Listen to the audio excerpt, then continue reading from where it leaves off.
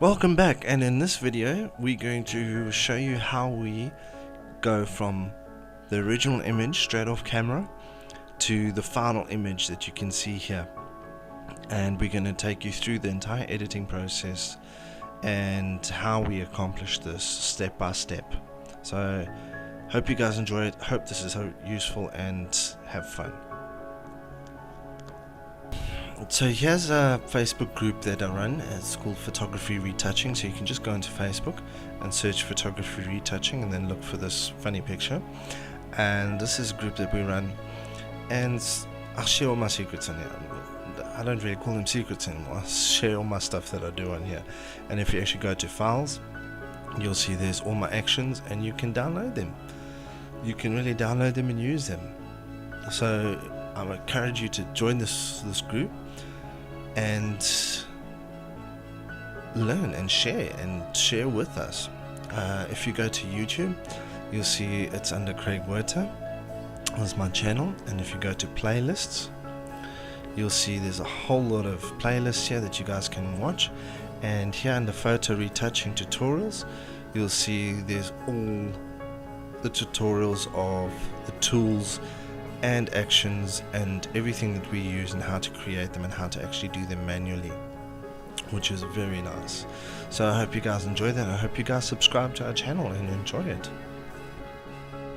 Okay, so here you can see the image that we took straight out of camera.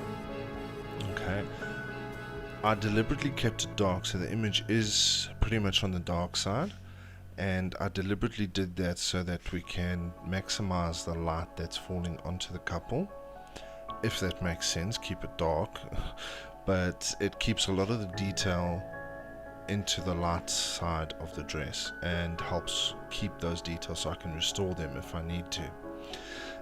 One thing I can tell you that I've learned from this shoot is always check your flashes are working. As you can see, this flash over here didn't fire, otherwise I would have had a bright light from there, which is probably better because it's easier to remove, but it would have added a nice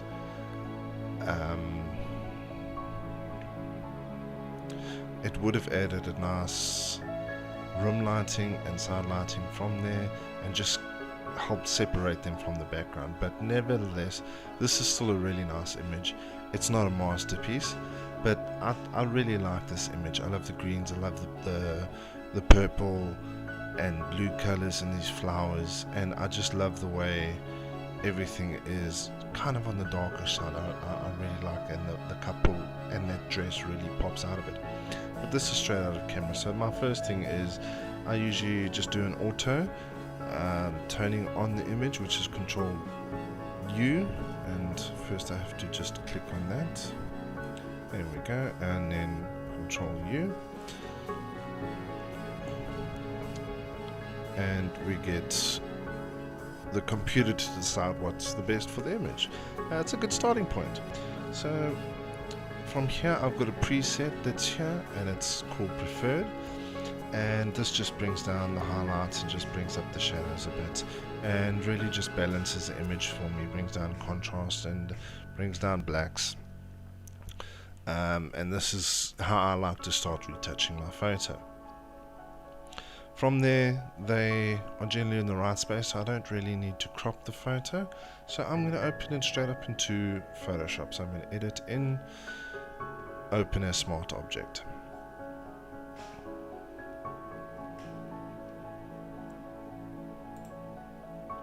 Okay, so here we have our photo, and we're going to start retouching it. Very simple. I'm just going to bring this layer down and duplicate it by dragging it down over the page. And then I'm using a Wacom 4 Intuos tablet, and it's got preset menus on it, so you can see this radial circle here. It's got preset menus, which I've set all my actions, and I don't really have to touch my keyboard much. So I'm going to go into there, and I'm going to my next software, and I'm going to go to Color Effects 4.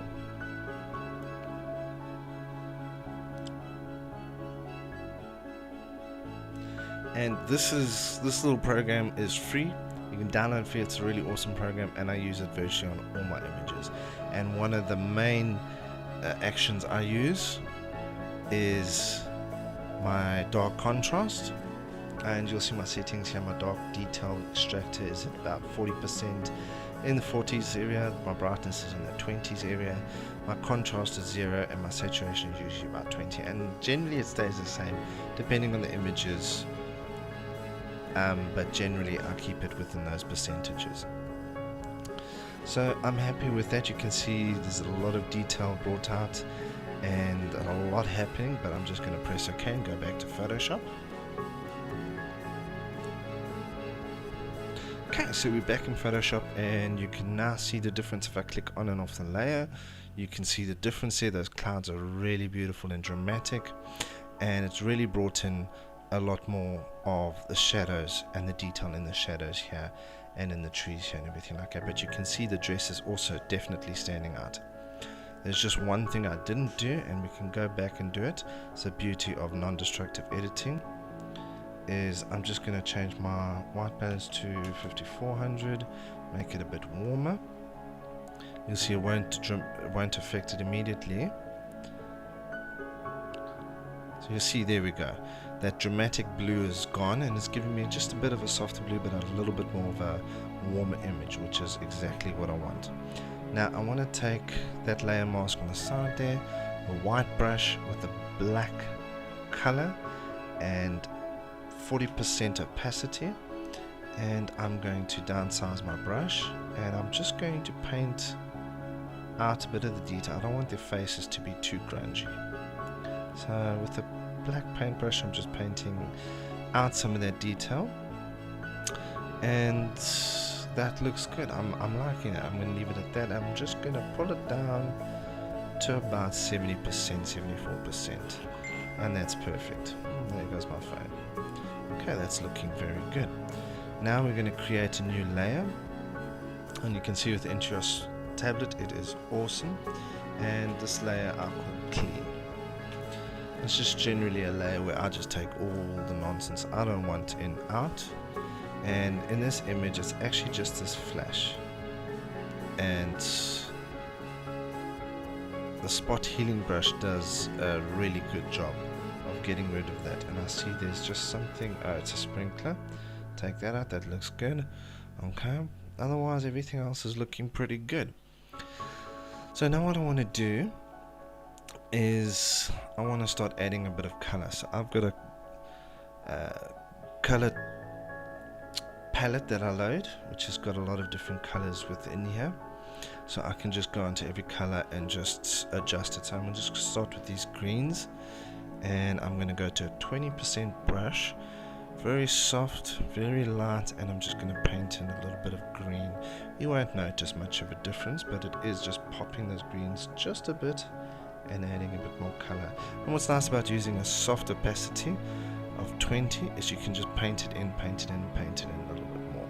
So I'm going to go to the sky blue color, and I really want to, I'm just going to push it up to 40% because I want a little bit more effect. I want to make these flowers a little bit more blue.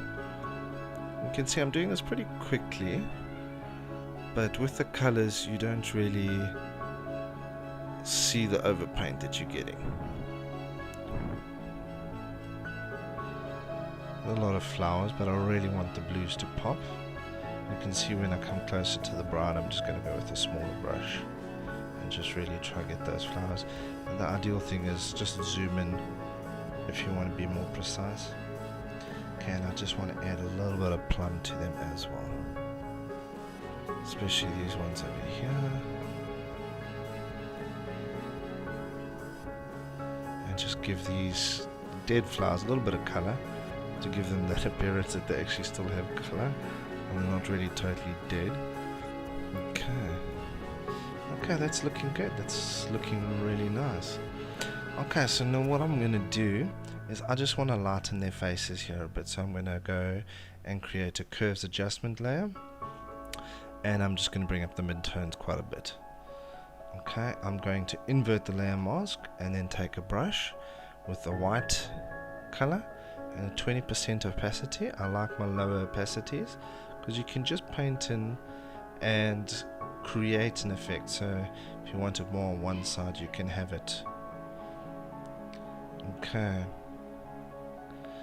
And there we go, that's looking better.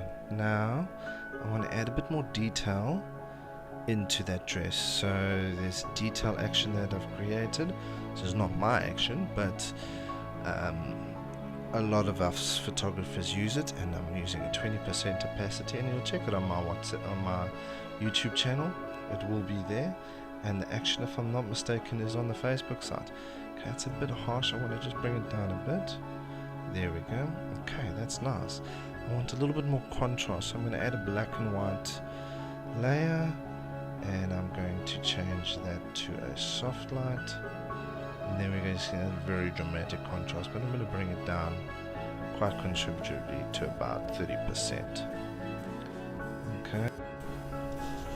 Okay, so now what I want to do is bring down some of the shadows and midtones in the darker areas, so that we can make them all nice and dark and give that image a bit of a dark. So I'm going into my curves layer again, and we'll go into the curves layer again. There we go. And I'm going to bring down the blend mode to luminosity, so that we're only affecting the colors, the lightness, sorry, not the colors. Then I'll bring down the shadows, and I'm going to bring down the highlights. Okay, now we're going to add a bit of a glow layer, just give it that romantic glow look. And we're going to add a layer mask, and then go and apply image. And what that's going to do is create a layer mask that is only applied to more the shadows of the image, which is really cool. But I want to take it a little bit further. So I'm going to take this layer and I'm going to duplicate it, and then delete the layer mask. And then I'm just going to bring the opacity down to about 30%, right about there, just to still give it that nice glowing effect. But I'm going to go open the group, go into the screen layer, take a brush, make it black, and with a 40% opacity I'm just going to paint out some of the glow over the faces, so that the faces aren't too glowy. Okay, so that's looking okay. I just want to add a bit of color toning, so I'm just going to go into my curves layer again, and I want to make it a little bit more of a magenta look. So I'm going to go down into my RGB curves and go down to green, and then just bring back or add a bit more magenta into the midtones, shadows and highlights, and then go into blue and add a bit of yellow, and then just add a little blue in there, and that's looking good. I'm liking that. So we're going to keep it just like that, and maybe just bring down the opacity just a bit. Okay, that's looking good. You can see the before and after, and I'm liking that tone to the image. It really complements the blue flowers. So now we're going to create a little bit of a bold vignetting, just to really darken the outside of the image a lot more. And you can see that's a little bit too much, so we're just going to bring the opacity down to about 50 and create another vignetting around the outside and give it that darkness around the outside. Okay, that's looking very nice.